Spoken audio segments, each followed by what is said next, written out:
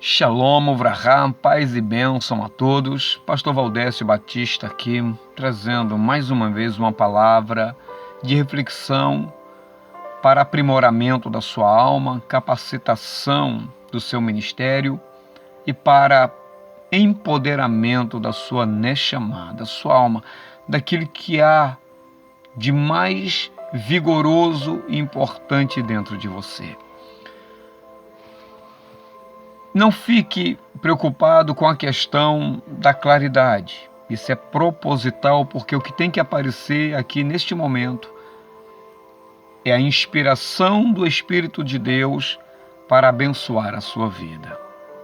Estou aqui no meu estúdio CAR com o objetivo de dizer que o mundo que nós estamos vivendo não é aquilo que nós gostaríamos de ter ou de viver.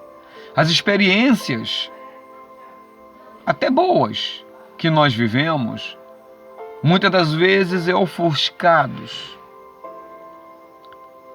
por momentos de dor, de depressão, de ansiedade, por não dizer de estresse. E o mundo, como criação, ele é extraordinário. Até porque o mundo criado, a natureza, ela é a testemunha que grita de forma silenciosa que Deus existe, que Ele é soberano, que mesmo que pareça que Ele esteja oculto, mesmo que pareça que Ele esteja em silêncio, mesmo que nós não venhamos a perceber a sua presença, o seu agir em nossas vidas, vez outra, ela grita e proclama dizendo que Deus está presente. A natureza, ela é uma forma de ocultar a Deus, para que eu e você possa ter condições de manifestar não somente a nossa fé, mas de manifestar Deus através de nós. E é por isso que Paulo vai dizer para o seu filho na fé, Timóteo, ele diz: olha, meu filho, saiba que com certeza que nos últimos dias, os homens serão amantes de si mesmo. Nossa, que revelação profunda. Porque o homem que é amante de si mesmo, nada mais, nada menos, ele se torna o seu próprio e único referencial de amor e de ser amado. Ou melhor, de amar e ser amado. E quando esse referencial de amar e ser amado está centrado no próprio homem, esse homem, ele deixa de viver na expectativa do eterno para viver a expectativa do aqui e agora, daquilo que é temporal, daquilo que tem prazo de validade que acaba muito rápido. E quando nós percebemos que o amor está centrado em mim, para mim, tudo que está em volta perde o seu verdadeiro sentido. Sabe por quê? Uma certa vez, um doutor da lei que tinha acabado de ouvir Jesus ministrar poderosamente e silenciar a comitiva que, vez outra, lhe interrogava, perguntou ao Mashiach de Elohim, ao Messias de Deus: Mestre, Rabi, qual é o maior dos mandamentos? Jesus olha para aquele homem. Em outros textos, ele faz uma outra pergunta, mas a resposta do Mashiach é brilhante. Ele diz assim: ouve, ó Israel. Este é o maior mandamento, doutor da lei. Ouve, ó Israel. O eterno nosso Deus é o único Deus. Este é o primeiro mandamento. Este é o maior de todos os mandamentos.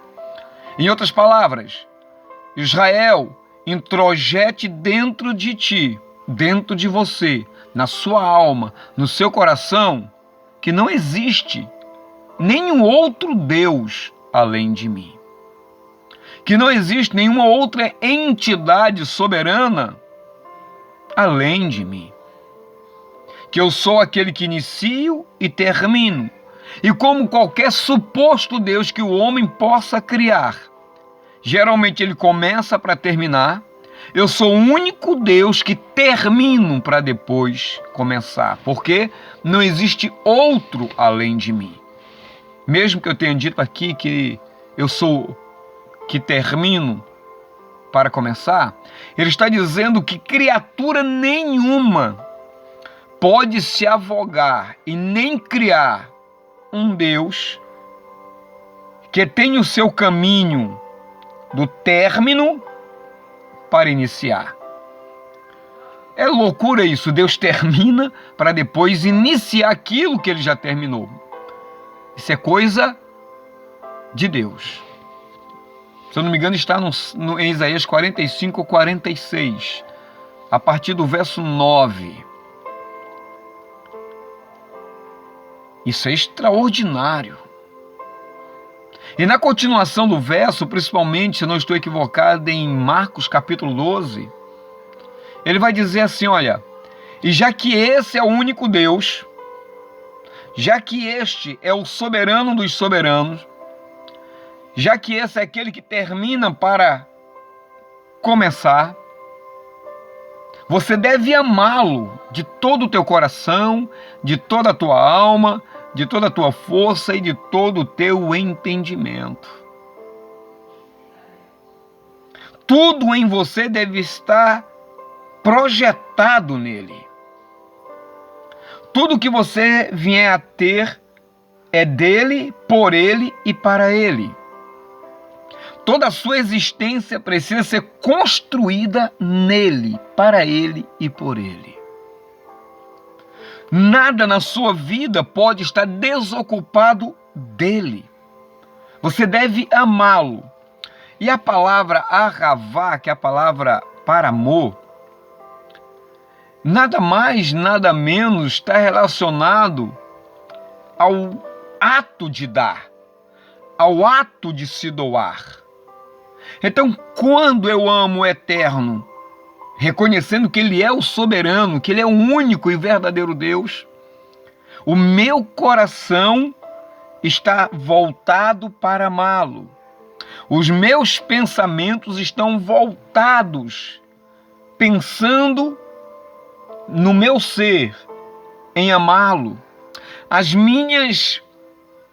A minha alma, aquilo que eu sou dentro de mim, está amando, e tudo que eu tenho, tudo que eu vier a possuir, precisa ser direcionado a provar o quanto eu amo. Que troca extraordinária. Da mesma forma, nós podemos trazer à mente o seguinte, porque Deus amou o mundo de tal maneira que deu o seu Filho unigênito para que todo aquele que nele crê não pereça, mas tenha a vida eterna. Percebeu? Já que amor envolve doar, Deus então amou o mundo com todo o seu coração. Vamos aqui trazer uma forma antropomórfica de Deus. Deus amou a raça humana de todo o seu coração, por isso que se empenhou, de todo o seu entendimento, por isso que ele divide conosco a sua sabedoria, o seu entendimento, a sua compreensão. Ele nos deu o seu espírito. E agora, amar ao ser humano com toda a sua força, a única forma de compreendermos isso, desse amor revelado na sua força, foi o enviar do seu Filho, o seu único Filho. Então tudo aquilo que ele tinha de mais precioso nas regiões celestiais, que era o seu Filho, ele deu a mim e a você. E Jesus, amando o Pai e correspondendo esse amor a nós, ele assume a forma de homem e não usa por usurpação ser igual a Deus, mas assume a forma de homem e se humilha até a morte e morte de cruz. Que amor extraordinário, que amor é esse? O amor envolve a identificação com o objeto que ama. Por isso que Deus, ao ser amado por nós, nós nos tornamos um com Ele e Ele se torna um conosco. Que coisa maluca, que coisa extraordinária, que coisa inexplicável. Aí nós passamos a viver a vida dele, uma vez que o seu Filho viveu a nossa vida. Jesus teve a sua vida santa, sua vida de inocência, não transgrediu os mandamentos de Deus, mas chegou um momento em que trocou essa inocência, essa pureza, pelos nossos pecados, pelas nossas transgressões, pelos nossos delitos. Então ele leva na sua morte tudo isso e nós recebemos da sua morte a sua vida, a sua inocência, a sua pureza. Mas a revelação que Paulo deixou para Timóteo, para nós hoje, é que o homem desprezaria este amor, desprezaria esses mandamentos, desprezaria as leis de Deus. E por que eu falo das leis de Deus? Porque sem as leis de Deus, sem os mandamentos de Deus, nós não saberemos qual é a vontade de Deus, e não sabendo qual é a vontade de Deus, nós não saberemos como agradá-lo. Sem os mandamentos de Deus também nós não evitaremos aquilo que desagrada. São 365 mandamentos negativos. Não faça, porque fazendo isso você me desagrada. E 248 positivos, quando ele diz, faça isso e assim você estará me agradando.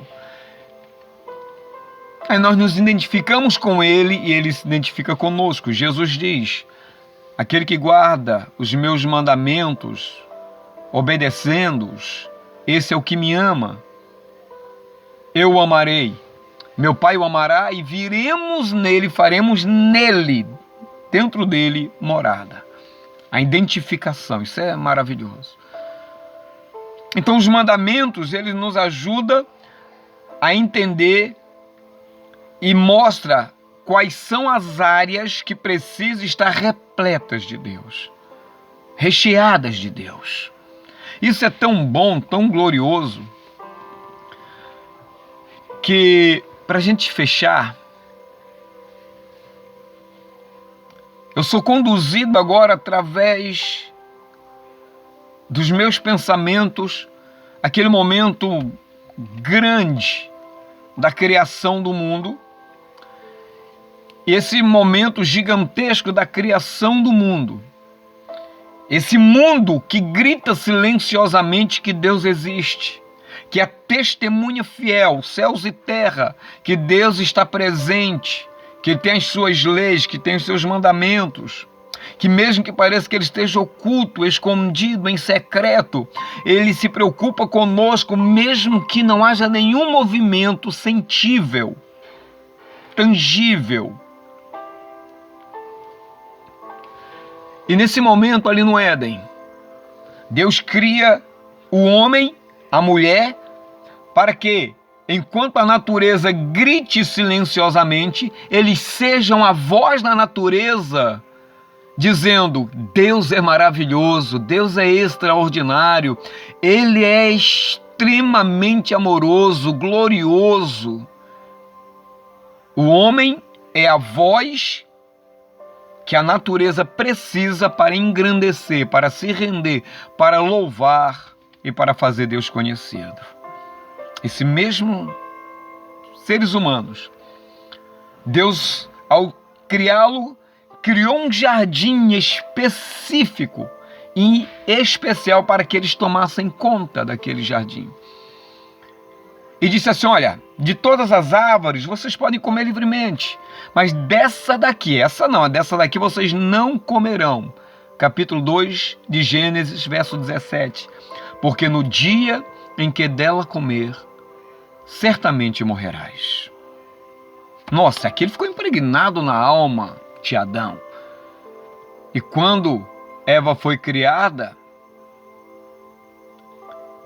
Adão então imediatamente passou para ela aquilo que Deus tinha dito. E assim foi.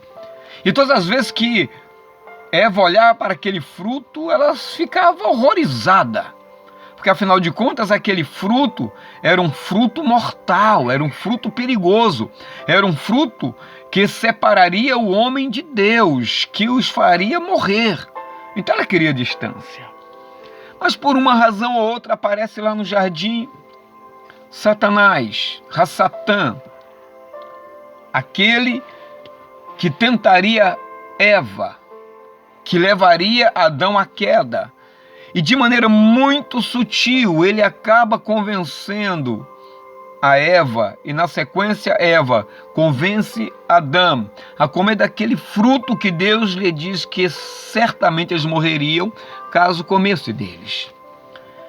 E lá no capítulo 3, verso 4 em diante, depois que Eva trava um relacionamento com a serpente diz: olha, Deus sabe que seus olhos irão se abrir quando comer desse fruto. Ele não quer que vocês sejam semelhantes a Ele, conhecendo o bem e o mal. E certamente vocês não irão morrer, porque ele já tinha colhido a resposta de Eva. E aquela palavra ficou entranhada, percebe? Amarás ao Senhor teu Deus de todo o teu coração, de toda a tua alma, de todo o teu entendimento e com toda a tua força. Ou seja, todas as áreas da vida de Eva precisaria estar recheada deste amor por Deus, e assim ela estaria guardada, protegida de cometer desagrado a Deus. E a cosmovisão dela é moldada, transformada. Aquilo que era horrível passa a ser belo. Aquilo que precisava ser evitado agora passa a ser desejado. O que é que nós aprendemos com isso? Que Deus falou que Adão e Eva precisavam ouvir a respeito do fruto. Mas a serpente fez com que Adão e Eva ouvissem aquilo que eles queriam ouvir, que eles desejavam ouvir. Então o fruto que era mortal agora é desejável para dar entendimento entre o bem e o mal. E eles comem e caem. E a partir dali, o amor que deveria ser para Deus, agora o amor passa a ser egocêntrico. Jesus, lá no capítulo 3 de João, não sei qual o versículo agora, mas está logo depois do 16, que fala assim que ele veio ao mundo, mas os homens amaram mais as trevas, mais o pecado, mais o distanciamento de Deus, amaram mais o mundo do que a Deus. E é natural que nós nos identifiquemos com o objeto que amamos. Então, quando nós nos identificamos com o objeto que amamos, as características daquele objeto passam a estar em mim. E eu passo a representar aquele objeto. E é por isso que o homem se tornaria egoísta, ingrato, irreconciliável, sem amor natural, sem afeição natural, desobedientes a pais e mães, soberbos, blasfemos, mais amigos do mundo do que amigos de Deus. E Paulo, na sua primeira carta dele aos Coríntios, capítulo 15, verso 33, diz assim: olha, não vos enganeis, as más companhias corrompem os bons costumes. Ou seja, quando eu estou na presença de Cristo, como estava aquele grande mestre, ele faz uma pergunta e Jesus lhe responde dizendo que não existe mais ninguém a quem nós devamos amar de todo o coração, de toda a nossa alma, com todo o nosso entendimento. com todas as nossas forças, com tudo que temos, com tudo que somos. Não pode, porque qualquer outra coisa que nós venhamos a amar além de Deus, sem a direção dos mandamentos de Deus, irá nos levar a um caminho sem volta, possivelmente sem volta. Isso é maravilhoso. As más companhias precisam ser evitadas. As más conversações precisam ser evitadas. O Salmo 1, verso 1 diz assim, olha, feliz é o homem que não anda segundo os conselhos dos ímpios, que não se detém no caminho dos pecadores e não se assenta à roda dos escarnecedores. Antes tem o seu prazer na Torá, na lei do Senhor. Olha que interessante, o seu prazer, a sua alma está envolvida na lei do Senhor. E nesta lei medita os seus pensamentos de dia e de noite. Pois será como árvore plantada junto às correntes de água, cujas folhagens não caem, dá fruto no tempo certo, e tudo quanto fizer prosperará. Quando o homem é amante de si mesmo, tudo em sua volta perde o devido valor. Eu não posso amar o meu próximo como a mim mesmo, se o meu amor não estiver sendo reflexo do amor de Deus. Então esse é um antídoto contra o egoísmo. Amar a Deus, obedecer seus mandamentos, é um antídoto contra o egocentrismo, o egoísmo. Contra aquilo que nos afasta e que nos torna seres humanos animalescos. Não vale a pena. Fica aqui, querido, esse conselho. Se você não é inscrito, se inscreva. Se você gostou ou se esse vídeo te abençoou, compartilhe e dê o seu like. O seu like é extremamente importante, não só para o meu canal, mas para qualquer um. Porque através do like, do compartilhamento, que o YouTube, a rede social vai entender que o nosso canal é relevante. Até a próxima, se Deus assim permitir. Shalom, vrahá, paz e bênção. Fui.